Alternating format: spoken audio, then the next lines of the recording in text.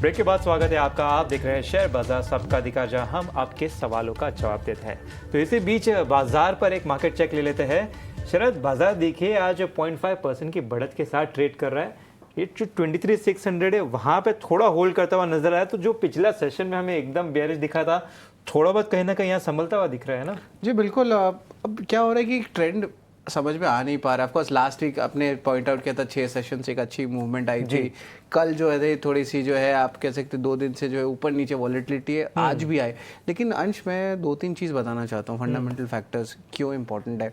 खास करके आज निफ्टी का रेजिंग होने वाला है 3:30 बजे और बहुत सारे स्टॉक्स में मूवमेंट आएगा। एक्सपायरी है और अप्रैल 2 और 3 में जो टैरिफ्स के अनाउंसमेंट है, तो बाजार का भी जो है मूवमेंट देखने मिल रहा है। ऑटो पे तो रिएक्शन आ ही गया है। ऑटो में आ गया रिएक्शन। क्लोजिंग के पहले थोड़ा और ज्यादा वॉलेटिलिटी आता हुआ नजर आ सकता है ना।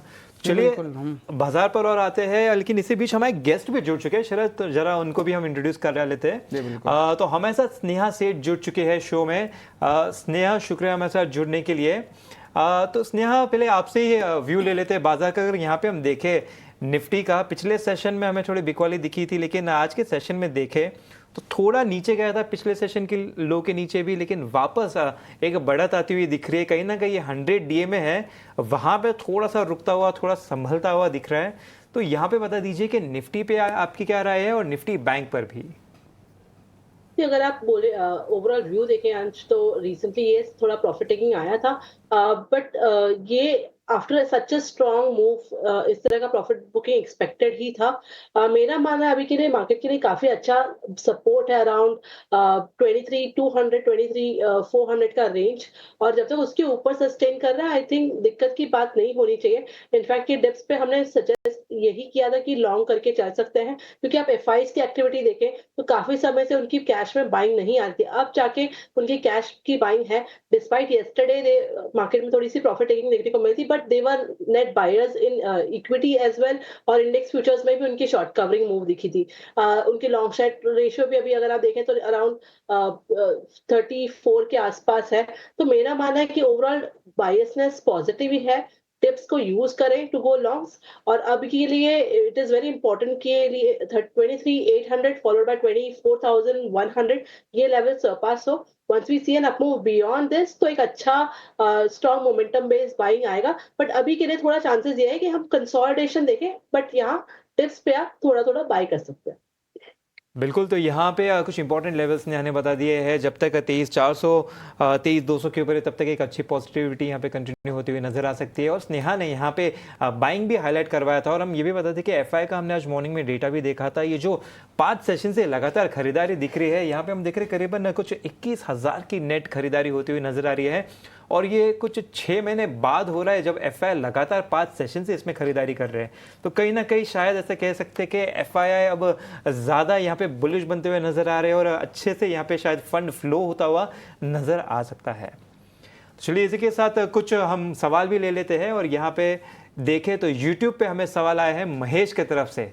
स्नेहा जी, ये सवाल तीतागढ़ रेल पर है। यहाँ पे हम देख रहे हैं कि 100 शेयर होल्ड कर रहे हैं 840 के भाव से।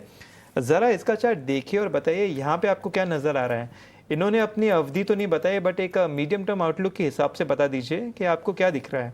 यहाँ पे अगर हम देखें तो इन्हें लगभग 5-6% का लॉस होता हुआ नज़र आ रहा है।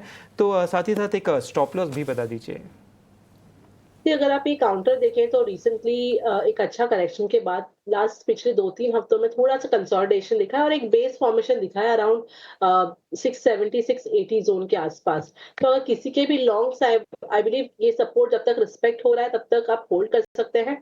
यहाँ से अभी के लिए एक अगर जो मूव आता है और हम देखते हैं अगर 900 के levels, that will be an important resistance.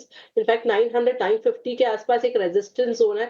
अगर ये काउंटर सरपास करता है शॉर्ट टर्म में, तो आई थिंक यहाँ से एक अच्छी मूव आ सकती है। बट अभी के लिए 2-3 दिनों के थोड़ी सी प्रॉफिट टेकिंग देखने को मिली, but I think the overall chart structure still is decent enough. Risk reward ratio काफी अच्छा है। किसी के लॉन्ग्स है तो आई बिलीव 757 का एक स्ट्रिक्ट स्टॉप लॉस लगा के बने रहे। बिल्कुल। स्नेहा, एक और चीज़ है कि ऑटो सेगमेंट पे जो है बहुत चर्चा हो रही है, और आज निफ्टी ऑटो इंडेक्स में भी जो है भारी गिरावट आई है।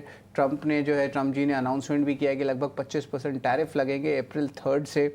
उसका एक फॉलो डाउन इफेक्ट आ रहा है। खास करके देखा जाए तो जो रिक्वेस्ट आ रहे हैं यूट्यूब में, वो सवाल उठ रहे हैं आपके जो कंपनी है वो है आपके टाटा मोटर्स को लेके। आज टाटा मोटर्स का चार्ट दिखाएंगे तो यहाँ पे भारी गिरावट भी आई है, थोड़ी सी सस्टेन बाइंग आ रही है। इसमें देखें ना टाटा मोटर्स पे इसमें शॉर्ट बिल्डअप भी होता हुआ नजर आ रहा है, 10% से बढ़ चुका है यहाँ पे आज ही तो मतलब फ्यूचर्स वैसे तो अप्रैल मंथ के लिए है, रोल ओवर्स तो होते ही रहते हैं, लेकिन यहाँ पे भी अच्छा फ्यूचर्स में भी थोड़ा शॉर्ट बनता हुआ दिख रहा है। तो फ्यूचर्स में भी शॉर्ट बन रहा है और रिक्वेस्ट बहुत आ रही है खास करके टाटा मोटर्स को लेके। थर्ड क्वार्टर के नंबर्स भी उतने कुछ खास नहीं थे, कंपटीशन आ रहा था और जो ग्लोबल सेल्स है वो भी टुवर्ड्स द वीक साइड थे। ये तो मैंने फंडामेंटली आपको बता दिया। लेकिन स्नेहा, जो शॉर्ट टर्म बेसिस पे अगर देखा जाए अगले एक महीने में या 3 महीने में टाटा मोटर्स का क्या लगता है चार्ट में, और इम्पोर्टेंटली स्टॉप लॉस भी बता दें। अगर आप ये चार्ट स्ट्रक्चर देखें तो स्टॉक यहाँ पर एक अच्छी मूव दिया था रिसेंटली, बट अगेन अगर आप देखें तो जो 89 EMA है on the daily chart frame, उसके आसपास से काउंटर को एक हर्डल मिला, वहां से अभी हमें थोड़ा सा सेलिंग प्रेशर देख रहे हैं। और आज के अगर आप ऑप्शंस एक्टिविटी देखें तो वहां पर हमने दिख रहा है कि 780 के कॉल में काफी अच्छी राइटिंग आ रही है, along with decent unwinding in put options. जो out of the money put option है उसमें अनवाइंडिंग आ रही है। तो ये तरीके के ऑप्शंस का जब एक्टिविटी डेवलपमेंट होता है तो दैट इंडिकेट्स कि थोड़ा सा प्रेशर रह सकता है आगे चल के।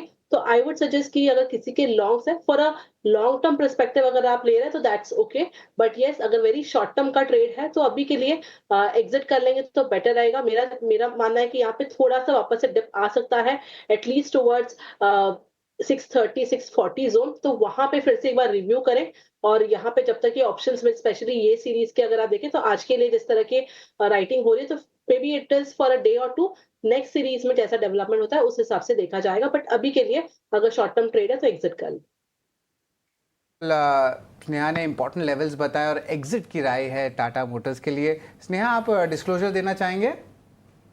हमने जो भी काउंटर्स डिस्कस किए उसमें से हमने क्लाइंट्स को जरूर रिकमेंड किए होंगे, बट पर्सनली मेरे पास कोई भी काउंटर्स नहीं है। धन्यवाद स्नेहा, आपने समय निकाला हमारे शो के लिए। लेकिन आज के लिए जो शो के लिए इतना ही है। इजाज़त दीजिए मुझे और अंश को।